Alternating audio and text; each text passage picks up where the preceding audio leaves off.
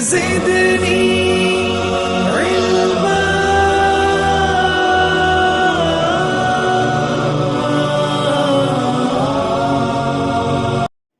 الحمد لله وكفى وسلام على عباده الذين اصطفى وصل وسلم على حبيبنا المجتبى وعلى آله وصحبه نجوم الهدى وقادة التقى. أما بعد فأعوذ بالله من الشيطان الرجيم. بسم الله الرحمن الرحيم. كل نفس ذائقة الموت. صدق اللہ مولانا العظیم. بزرگان محترم،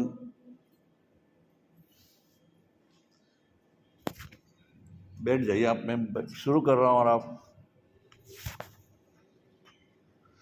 میں نے آپ کے سامنے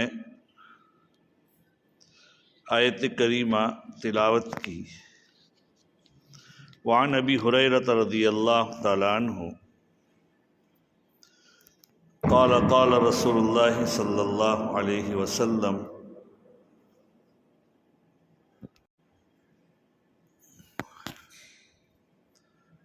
بزرگان محترم، ایک آیت کریمہ کا ٹکڑا اور ایک حدیث پاک آپ کے سامنے تلاوت کی.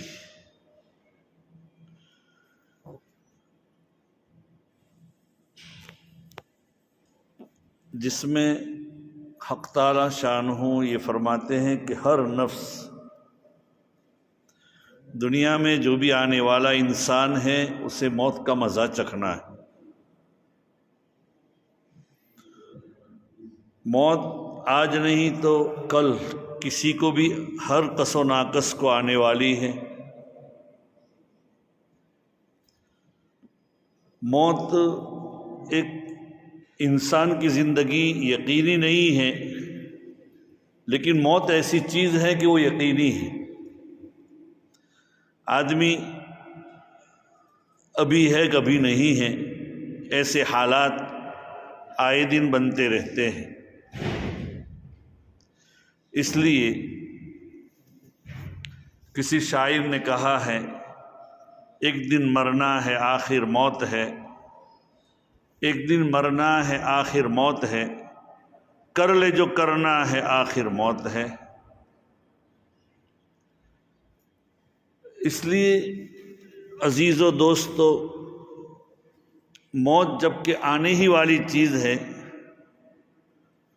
تو آدمی کو یاد بھی رکھنا چاہیے موت کو. لقمان حکیم نے ایک مرتبہ فرمایا کہ میں نے 4000 پیغمبروں کی صحبت اختیار کی ہے، ان میں سے بطور خلاصہ کے 8 چیزیں یاد رکھی.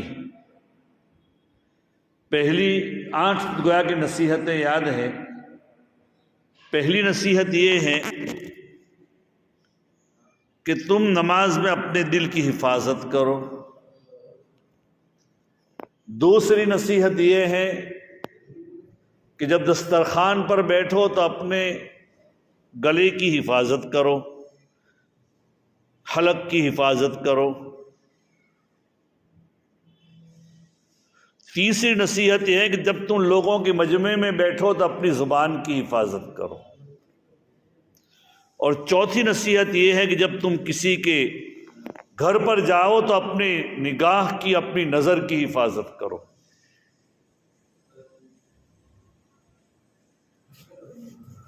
پانچویں نصیحت یہ ہے کہ تم حق تعالی شانہ کو اور اپنی موت کو نہ بھولو.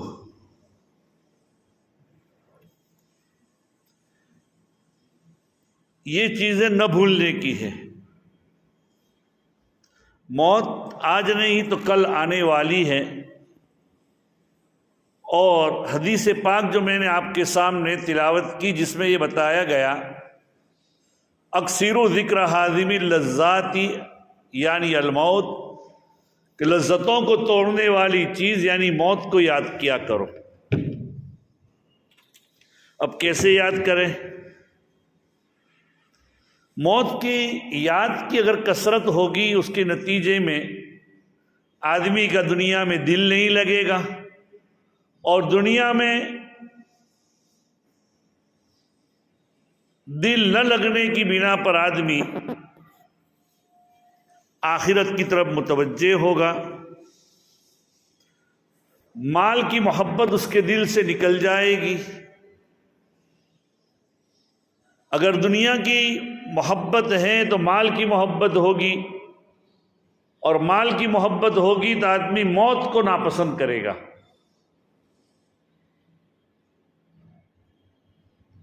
اس لیے موت کو یاد رکھنے کے جو اسلاف نے طریقے بتلائے، ان طریقوں کو اختیار کیا جائے۔ ایک طریقہ تو اس کا یہ ہے کہ آدمی قبرستان جائے، آدمی قبرستان جائیں، وہاں جا کر یہ سوچیں کہ یہ شہر خاموشہ ہے، یہ ایسا شہر ہے جہاں ایسے لوگ سوئے ہوئے ہیں، ان میں سے بعض تو ایسے بڑے بڑے آدمی تھے کہ آہ تھی، ہٹو بچو کی تھی صدا، آہ تھی، ہٹو بچو کی تھی صدا، کوئی پوچھے تو آج ان کی لحد کا نشان تک معلوم نہیں۔ یعنی کل ایسے لوگ تھے کہ دنیا میں اگر وہ چلتے تھے کہ کہتے تھے کہ بھائی چلو فلاں صاحب آ رہے ہیں، راستہ کر لو، یہ کر لو، فوکو کر لو، لیکن آج ان کا یہ حال ہو گیا ہے کہ ان کی قبر کا نشان تک کسی کو معلوم نہیں۔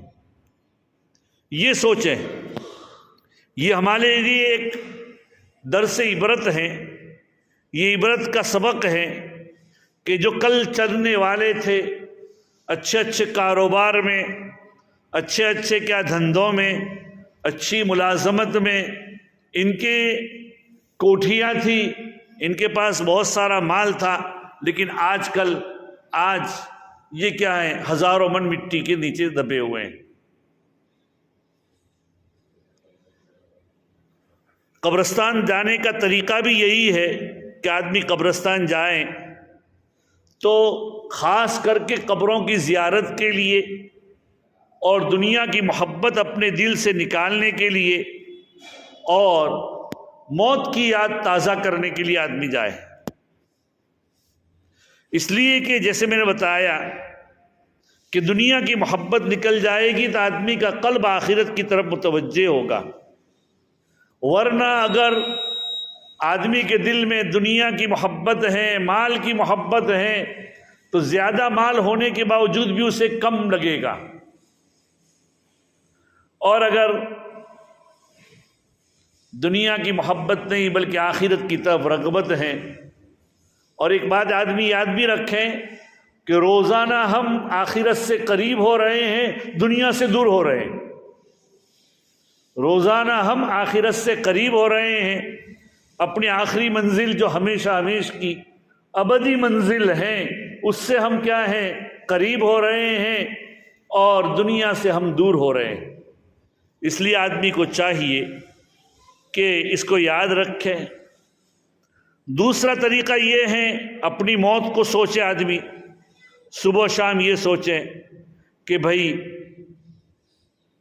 آدمی دن میں، جیسے ہمارے بزرگان دین کہتے ہیں کہ مراقبہ کرے، دن میں 10 منٹ وہ ایسا نکالے کہ سوچے کہ بھائی دیکھو مجھے بھی مرنا ہے، میری جان نکل رہی ہے، یہ ایک تصور کرے کہ میری اس وقت جان نکل رہی ہے، میرا آخری وقت ہے، فرشتے آئے ہیں، میری روح نکل رہی ہے، میرے اندر سے کیا ہے، یہ ہو رہا ہے، اعزاء اقارب رو رہے ہیں، اور پھر مجھے تھوڑی دیر کے بعد یہ بھی سوچیں کہ مجھے کیا تخت کے پر لٹایا گیا ہے اور مجھے ادھر سے ادھر کیا جا رہا ہے جیسے مردہ کو کیا جاتا ہے۔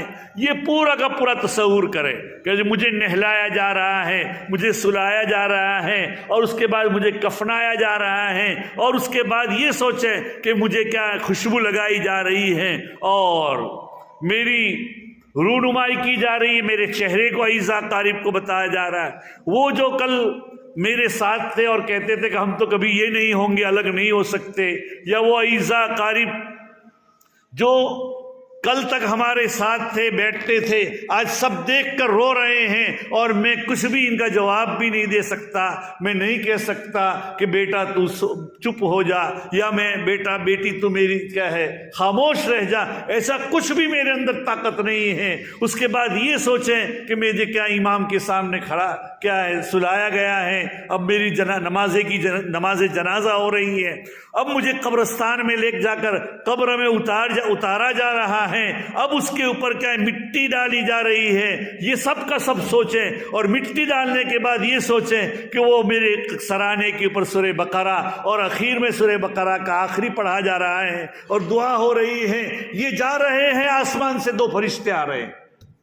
یہ پورا کا پورا تصور کریں تو انشاءاللہ ثم انشاءاللہ آدمی کا دنیا کے اوپر دل نہیں لگے گا اور آخرت کی طرف آدمی متوجہ ہوگا۔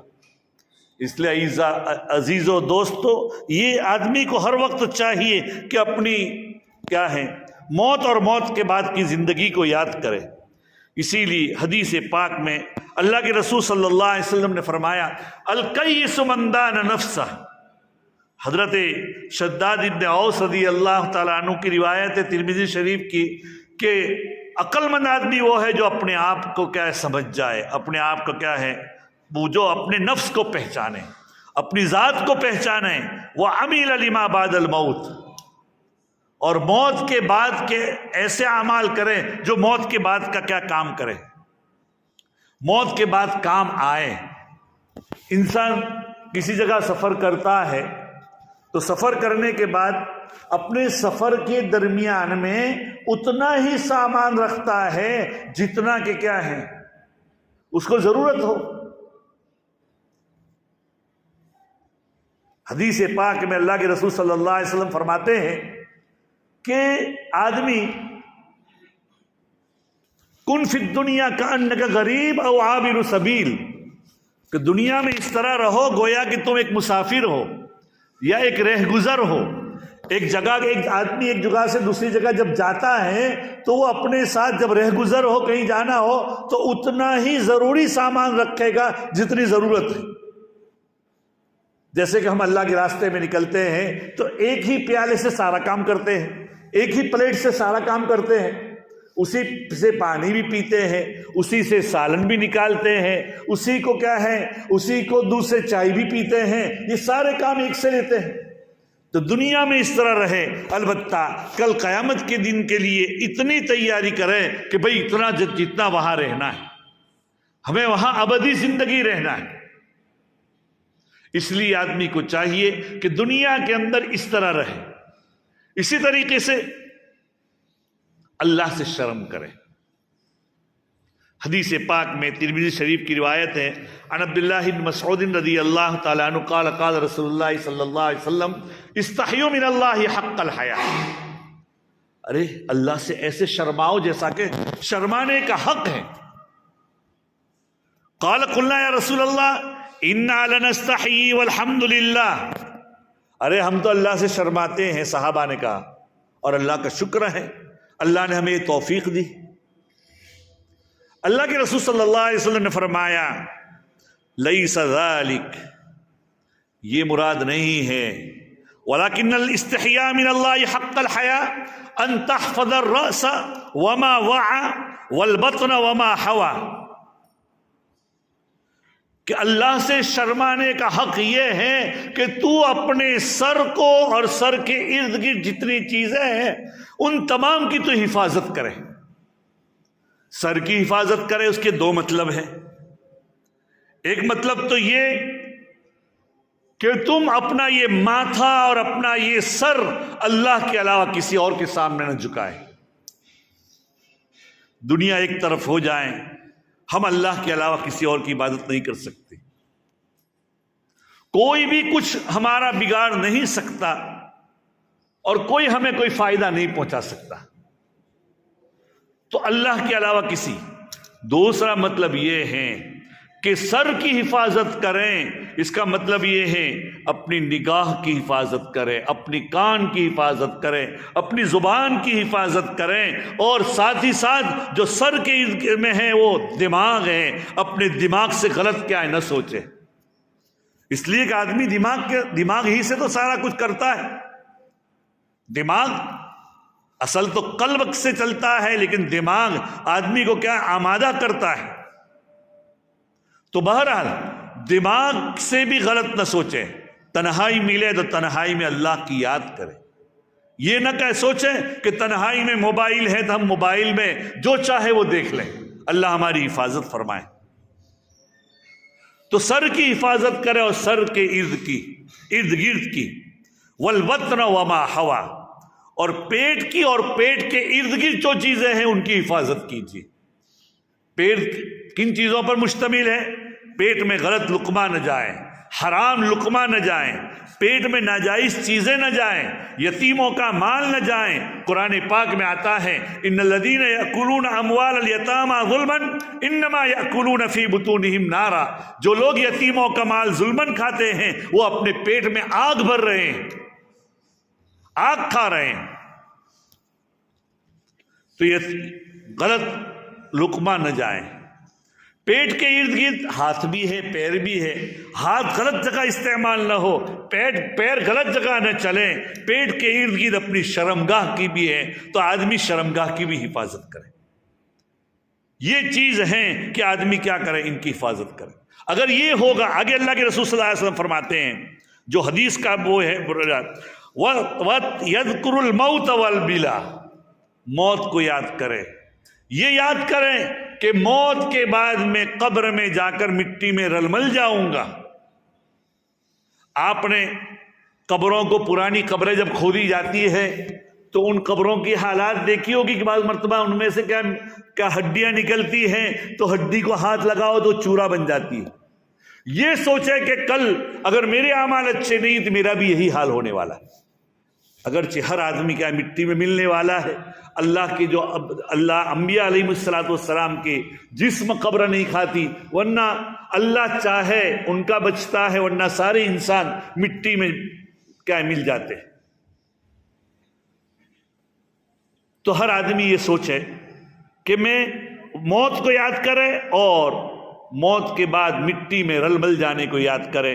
آگے اللہ کے رسول فرماتے ہیں وَمَن تَرَكَ الْآخِرَةَ تَرَكَ زِينَةَ الدُّنْيَا، جو آدمی آخرت کا طلبگار ہو وہ دنیاوی زیب و زینت چھوڑ دے گا.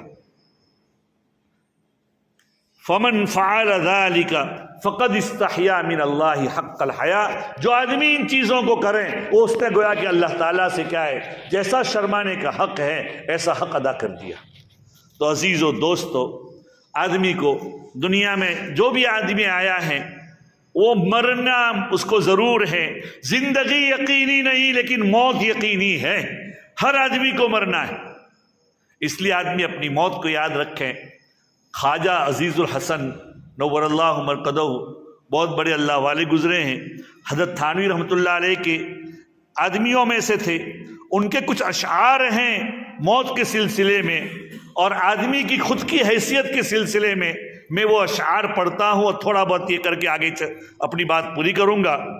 کہتے ہیں تجھے پہلے بچپن نے برسوں کھلایا، تجھے پہلے بچپن نے برسوں کھلایا، جوانی نے پھر تجھ کو مجنوں بنایا. حال یہی ہوتا ہے، جوانی نے پھر تجھ کو مجنوں بنایا، بڑھاپے نے پھر آ کے کیا کیا ستایا، اجل تیرا کر دے گی بالکل صفایا. اجل یعنی موت تیرا بالکل صفایا کر دے گی. جگہ جی لگانے کی دنیا نہیں ہے، یہ عبرت کی جا ہے تماشا نہیں ہے. یہی تجھ کو دن ہے رہوں سب سے بالا، یعنی آدمی دنیا میں رہتا ہے سمجھتا ہے سب سے میں اونچا رہوں. یہی تجھ کو دن ہے کہ رہوں میں سب سے بالا، ہو زینت نرالی ہو فیشن نرالا. جیا کرتا ہے کیا یوں ہی مرنے والا، جیا کرتا ہے کیا یوں ہی مرنے والا.